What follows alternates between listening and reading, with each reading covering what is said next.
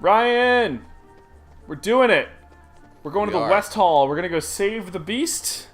I'm gonna unleash the beast. Holy shit, that's there's your gargoyle. Hank McCoy's here? Yeah, apparently.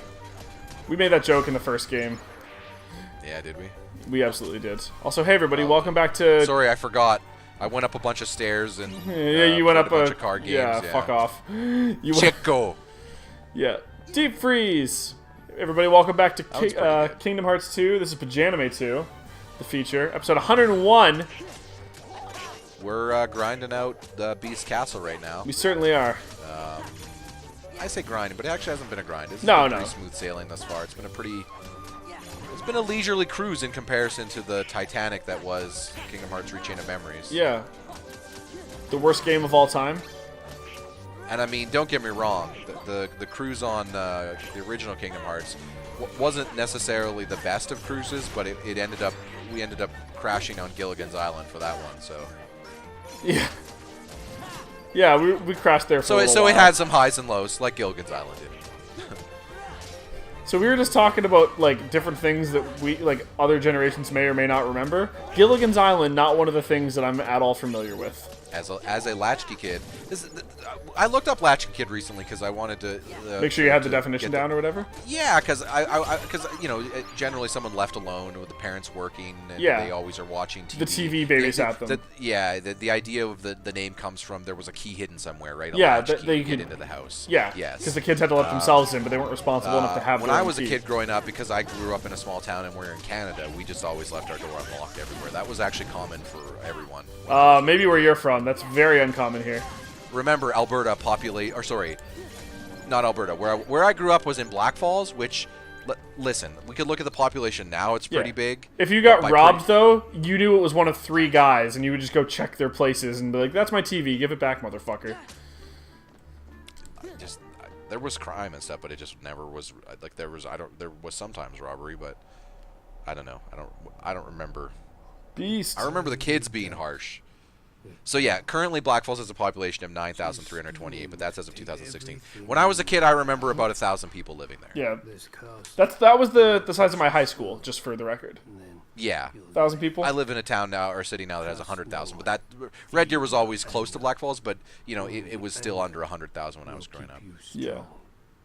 I've had enough of strength. There's only one thing I want. What? To love and be loved in return. Yeah, that's not so bad, dude. It's a pretty good time. We'd sometimes lock the door, but as I got older, it became a thing, right? It was just that was before it became a thing to a lot of people. See?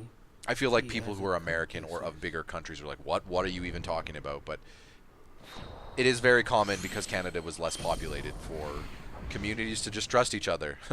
Turns out that when you're really small and you don't see a lot of crime for years and years and years, people like from that scale, you just kind of don't. It also depends on where you come from. Like Alex thought it was weird that I always wanted the door locked when, like, even when we were home and stuff. Because she's like, well, I don't know, we never did that when I was a kid. Yeah, but I'm like, yeah, fucking the door's locked unless I'm going through it. No, but it's just like risk reward, right? What do I gain from having the door unlocked? Nothing. What do I possibly lose? Maybe we get broken into and murdered or whatever, right? Like.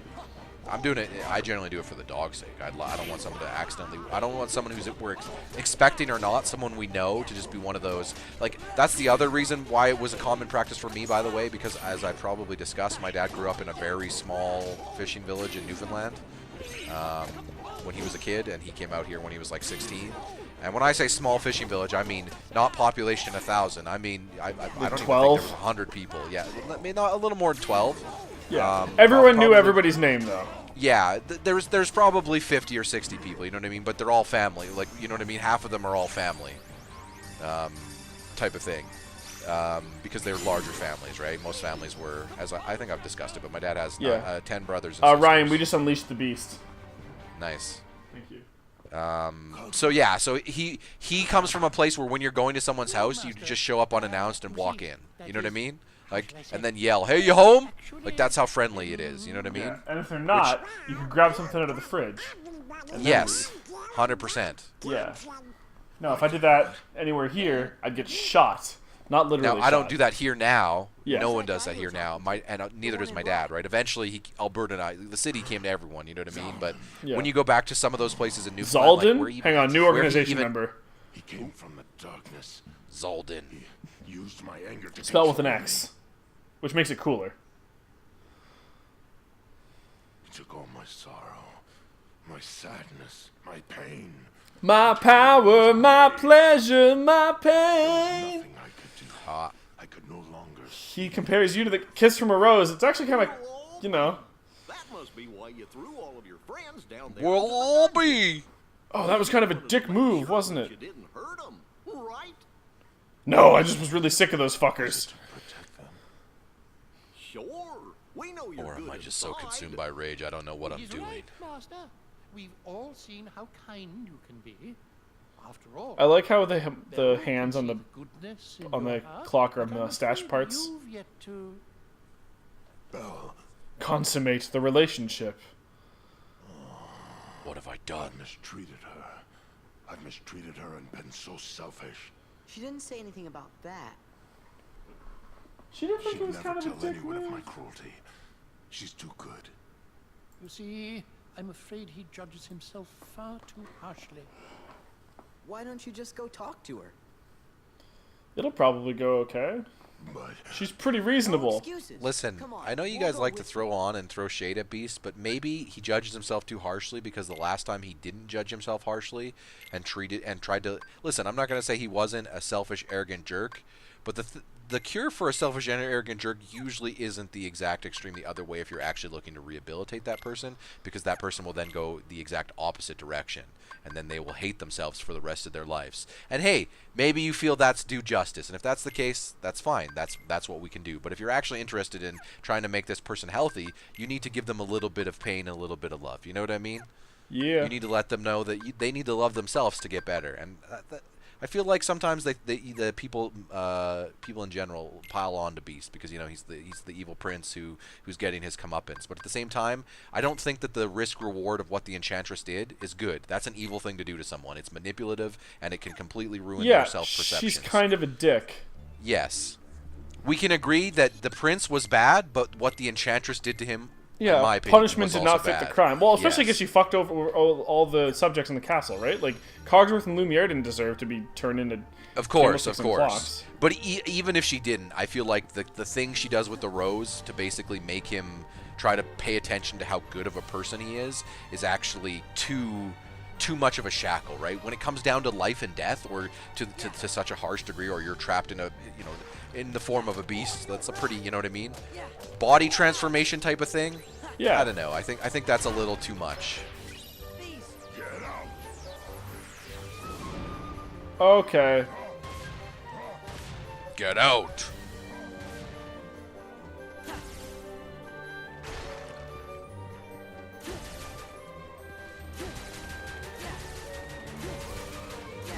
Okay. You know what? I'm really into these.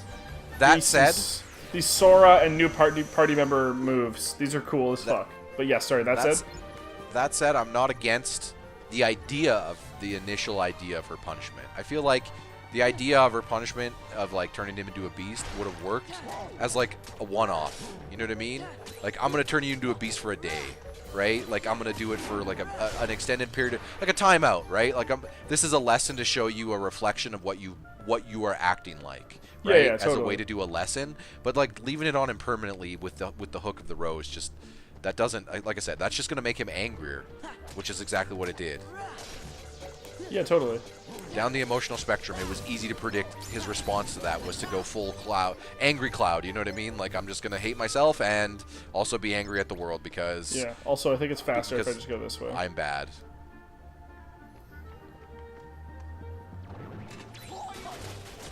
Goyle. Believe it or not, that's actually one thing I think that as a society, due to our it doesn't happen all the time with everything, but there obviously is sometimes we have an instance where people are knee-jerking to problems because we're all trying to be very hyper alert and aware of what's going on. One of the things that can create is if you then knee-jerk against someone who is also very hyper aware, there's a very good chance that person is also knee-jerking again. If they recognize that they made a mistake, that they're trying to correct it and work on fixing how they made them. You know what I mean? Like they're working on themselves at that point. So then piling on to try to make them like the suspect or the enemy. I'm not going to say witch hunt because it's not always that case, right? It's, no, we're just overused being dismissive towards someone who made a thing. mistake, but being overtly dismissive in a way that's very insulting. And it's just like, man, we need to be more supportive of people who, depending on the mistake, obviously, right? Like depending on what they're doing and making sure that they're aware. Yeah, well, it's about like, I would say like the James Gunn incident. I think. Yeah, justice is about rehabilitation, not punishment, right? In some cases, yes. That's what it's supposed to be. I think there's some things that are beyond. Of course. Some things that are beyond rehabilitation, obviously. Well, of course. But.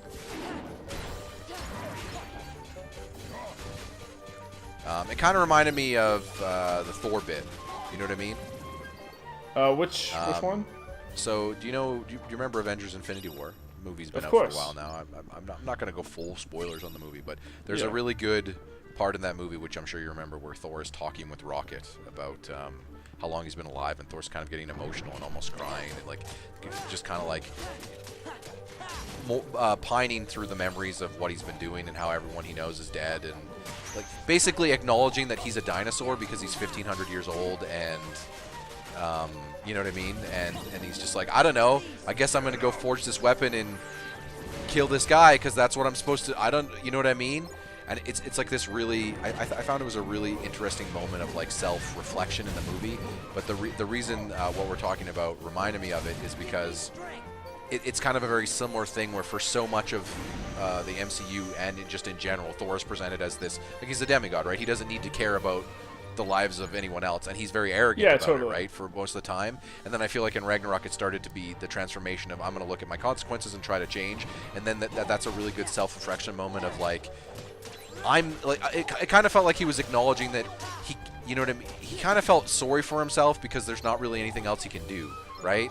Because imagine being that person. Imagine, like, it reminded me of, if you remember in the OC, there was a very good moment where Zack and Seth kind of explained the tragedy of Superman, in that as much as it seems like everyone wants to be you, you're the most powerful thing, it also creates a situation where because of the life you lived, nobody else is relatable to you. You have nobody to lean on because nobody can get it. You know what I mean? Yeah, nobody totally. can actually understand what you're going through. And it's not necessarily to mean what you're going through is to supersede the consequences that your actions have created on the world. It's more that you can't sometimes identify with how to live the life that everyone else is living, to be more nuanced, to be more alert, to be more aware, because the power dynamic that was in play created a situation where you were born in a different time and plane than them entirely. So your perspective is forever skewed. You know what I mean? Yeah, totally. Like how could Thor ever not be the son of Odin, who was the guy who did Conqueror because Asgard, because he's a god, and Fate? You know what I mean? Like he even specifically mentions Fate as like, Thor doesn't really control how long he's alive, right? As a god, right? As long as the weapon summons to him and he gets the power. Like, remember in Ragnarok when Odin dies in Ragnarok? Odin doesn't see, like, nothing kills him. He's just like, I don't know, my time's up. It kind of seems like I don't know, random magic power is what determines these guys' life existence, and like they just kind of have to do what they've been, you know what I mean, like Greek mythology style, what they've been bestowed upon doing. And I feel like there's a tragedy to that, you know what I mean? Like they'll never know what it's like to live a different life because they're just not fated to do that. Well, this is like the reason I don't want immortality, because if I'm the one who has it, that's gonna fucking suck. Oh yeah, it sucks. Yeah, it would suck. Yeah.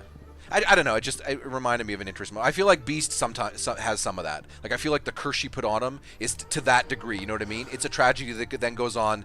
You've ruined this person. They can't do anything else now. You fuck them.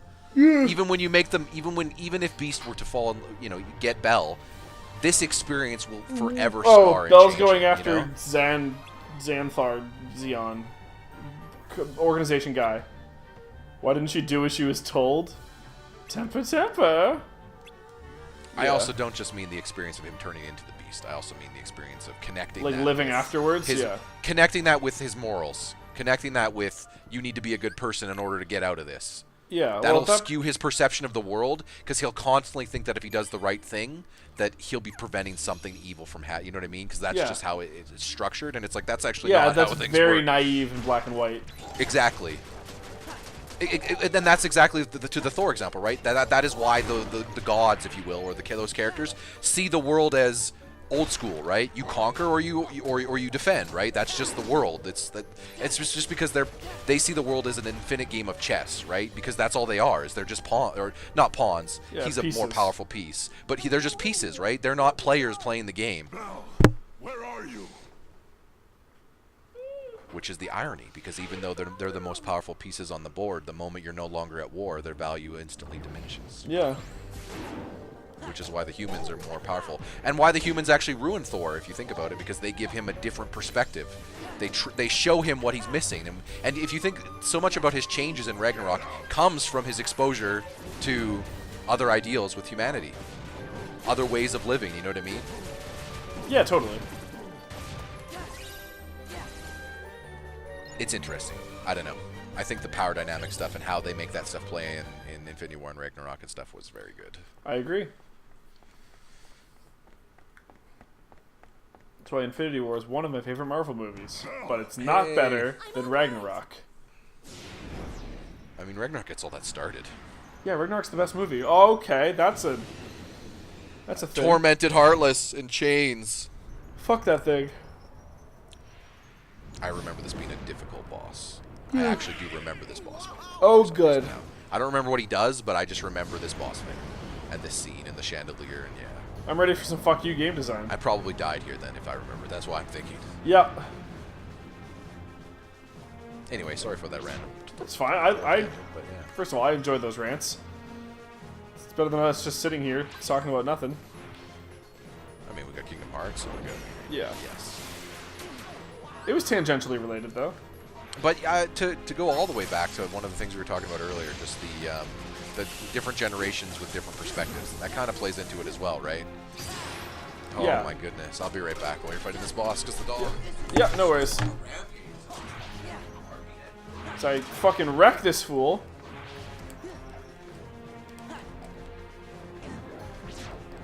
Ow.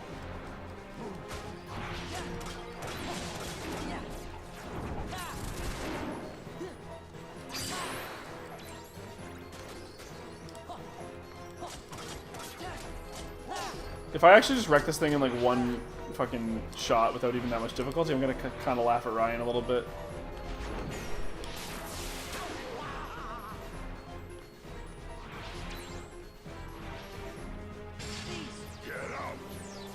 Come on, Beast, fuck him up!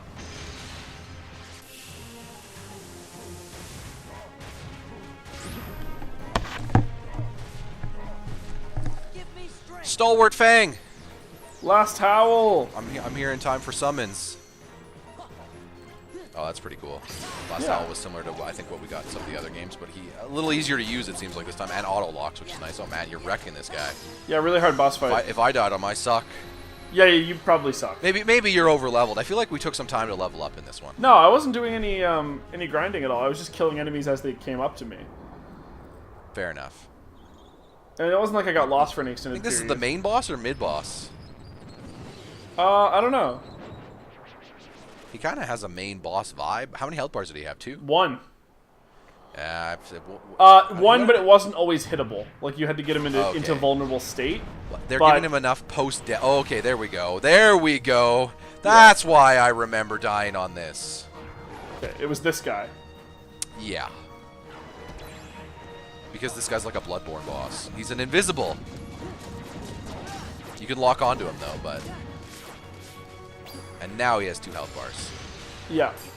Catch! Oh, yeah. Yes, and I remember being able... Yeah, look at this. Oh, man, this is so ridiculous. This game is good. But yes, we were talking before about people of different generations and just having different perspectives sometimes. And how that Was that... Did we do any of that on air, or was that all before? No, you started some of it on air. You just said... You kind of briefly just said... We were talking about... You ended up talking about Latchkey Kid because you were using the comparison to say, oh, with Gilligan's Island. And I'll say... even though I'm a millennial in terms of my year born, I definitely was a Latchkey Kid, and they identify. You also that probably with identify more with Gen Xers, X, but yeah, yeah, my parents would definitely leave me alone with the TV lots. So I have seen things like Gilligan's Island. It's an old show. It's yeah, but that was like old when you were watching it too, right? Like that was already off the air. I'm pretty sure. Yes, okay, yeah. Obviously.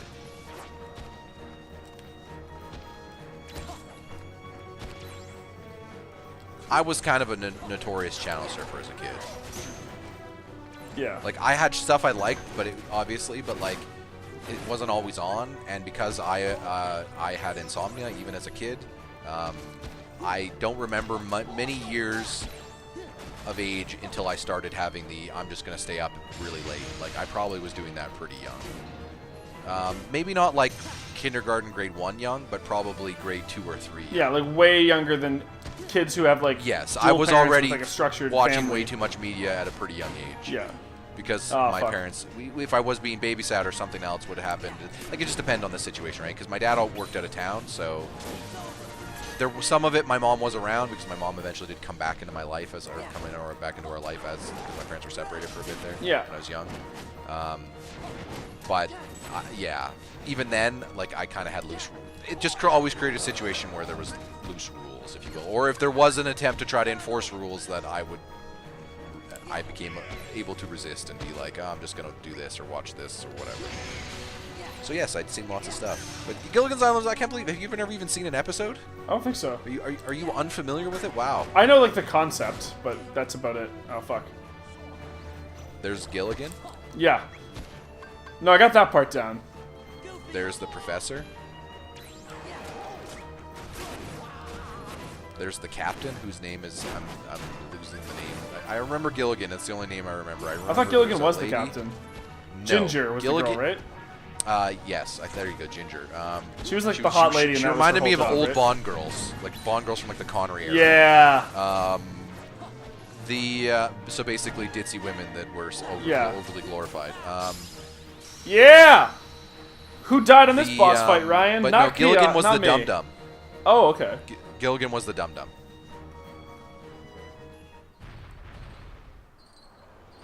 Like, I remember too. You weren't as familiar with Three Stooges even. No. And like, I didn't watch that as much on TV, but my dad did get eventually tapes of it, and I've seen some of it. Yeah. Like, for me, I was just mostly like. That's like something that sounds hard to go back to. Because I was young enough, because I was old enough even then to hear about other people who were older talk. Like, you talk about shows with people who were older at that time, right, or in the older generation, and they would mention things like Stooges and stuff. So I'd be like, oh, I've heard people talk about this. I need to know what, I'm curious what my thoughts on it is, even though it's older, which is kind of how that stuff gets motivated. It's a good point, Sora. Nobodies? No. When a strong-hearted person turns into a heartless, What's a nobody? nobody is created too. See, the organization, they've got control of all the nobodies. That's right. They were gonna make you into a heartless. That way they could get that nobody of yours and have control over it. You're all right. It was gonna be a bunch of bullshit. Bell. Sorry Urkel? how I treated you. Family Matters? No. Okay. Like, my generation was like the Saved by the Bell, Boy Meets World kind of generation. Yeah, see, I didn't watch any of the Disney stuff. Myself. I hope I haven't done anything to hurt you. I don't mean this. I mean the Disney Channel stuff, like the live. Like, I feel like Hannah Montana is of that ilk. That's like later generation, but like later. yes, but like, you know what I mean. That. Yeah. I never watched any of that cycle. I watched more sitcom, like, you know what I mean, the other networks. I wish you could start trusting me. The more reputable networks, I shall say. Yes. Oh, I am afraid. Like Three's Company, I remember seeing some of those episodes growing up. Yeah. Again, reruns. All this stuff is reruns. MASH, even. I remember watching some Yeah. MASH. Three's Company, Cheers. I remember as well. So, what's it called? Obviously Seinfeld, but Frasier, the offshoot of Cheers. Speaking of Seinfeld, can we talk about the Sunny homage to it in one of the more recent watch episodes? that episode? No, I watched the homage though. It's amazing. My friend Peter's a really big fan of Seinfeld, and he sent me that clip. And we had been talking about that episode in particular before. I don't want to spoil that episode because it's relatively new at this time, but I guess we spoiled some of it. Well, no, but I mean we can just say they do an so that homage was to the a main Seinfeld boss. episode. We're getting the key showed up, so it looks like we're done with. Done with Beast Castle Land. We never got any music out of them. That's kind of a bummer. I was kind of hoping to hear the people sing. We did no, they're. Be our guest. We got Under the Sea like a million times. Yeah, but it was playing in the background. That's the difference. Well, I don't care. Make me hear it Be Our Guest in the background. Well, Be Our Guest is a happy song, and traveling through the that episode, castle by the was way, kind is of... one of the... Sunny has been stellar this season. Yeah. I mean, an episode where they make homage to the greatest Seinfeld episode of all time, I can't really have an argument with. It's not the only thing they make homage to. Oh, I figured it was probably a bunch of episodes. The entire premise of that episode is them initially going back through cut memories, so they do like the clip showing clips of previous Sunny moments. Yeah, but then they throw one of those in there. Misremembering like fake news, and then they make fake things happen. That's awesome. That didn't actually happen, and then it's like reality bending. That's awesome. I also love how they had no way for Mac to play another character, so Mac and Dennis both play Jerry. Just like they did with Die Hard. Right, because they had to, because they have too many people for a Seinfeld thing. You are welcome here anytime. Yeah, and then Charlie's Kramer, of course. It's a great bit because at the end of that little segment where they do Seinfeld thing, they're like, yeah, that really happened, and Dennis is like, no, that didn't happen. That was in 1992. We would have been in motherfucking high school. Yeah, when did we live in New York? Like yes, late 80s, early 90s? That is, Yeah, when we were in high school. Because they never lived in New York, right? Like, they're supposed to have been in Philly the whole time, right? That's not even the funniest bit. I can't even say. Yeah, that one was appropriate because of the conversation I'd been having with my friend Peter about it, where, like, we were talking about that episode because back in he the and ship, I we got joked back. about having that... Oh, cool. Oh, no. Maybe we have to go back to Twilight Town. Or Yes! Every time we go back to Hall of Bastion, because I don't remember when they introduced this, because unlike the first game, there was that thing I you couldn't wanted me to remember figure the out. order, but I can't wait till we see what we see when we see it, and it might be now. Yeah, Hall of Bastion feels like the new Traverse If it's Cloud, then we're in for what I hope what we're in for. Okay, we see a couple nobodies. Okay, just some note. Those are Heartless. Immediately bailed. Those were Heartless. Yeah, whatever. No, there is a difference, Kyle. I'm sure there... I know. Nobody's Merlin. couldn't exist without the Heartless. You're right. Hey, they fucked up Merlin's shop? Well, actually, that could have been Merlin. Live action of this, Rupert Giles as Merlin, Anthony Stewart Head. Yeah, he's going to be at Halcon this year. Yeah.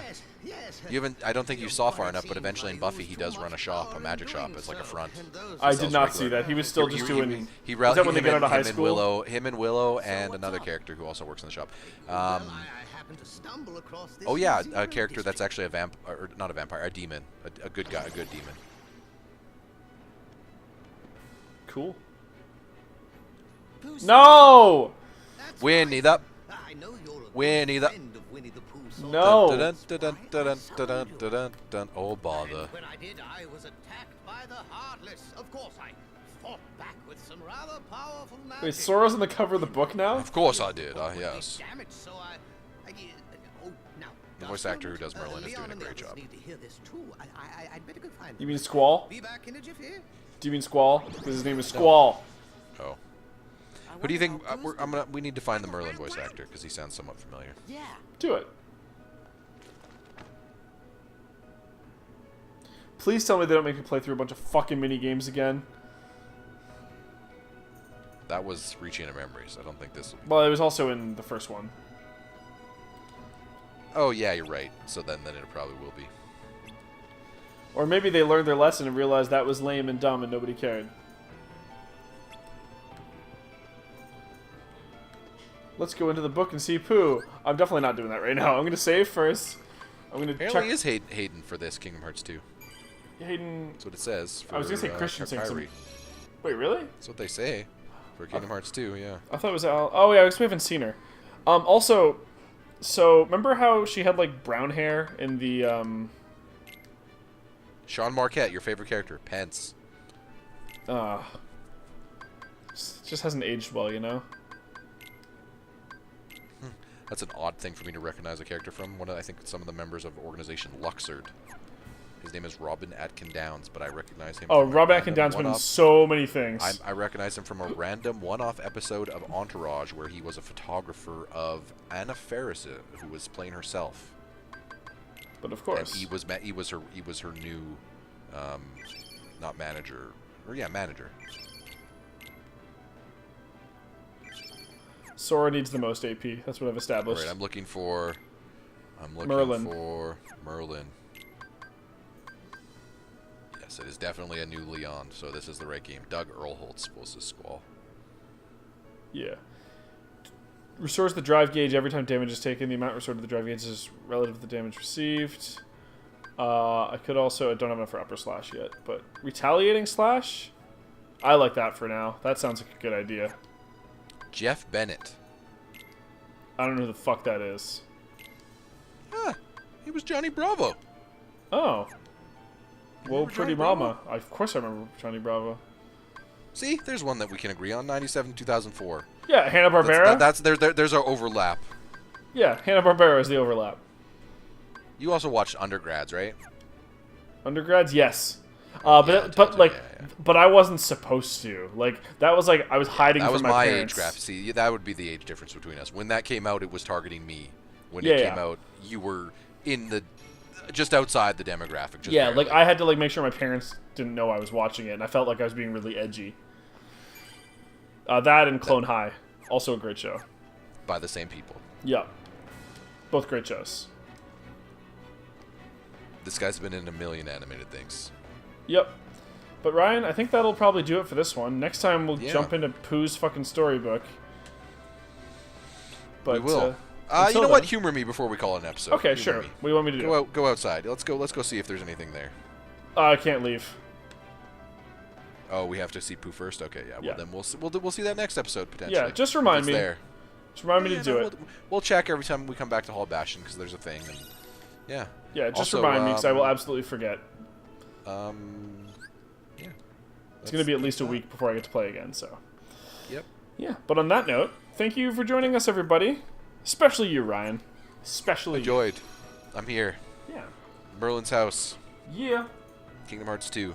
That's the game. It's been pretty smooth sailing. We just got through 2 areas. Boss.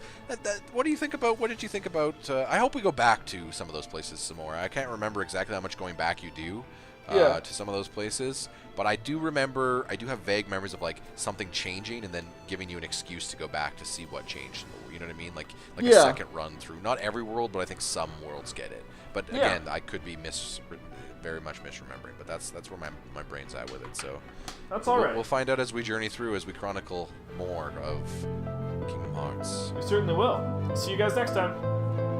Gorge.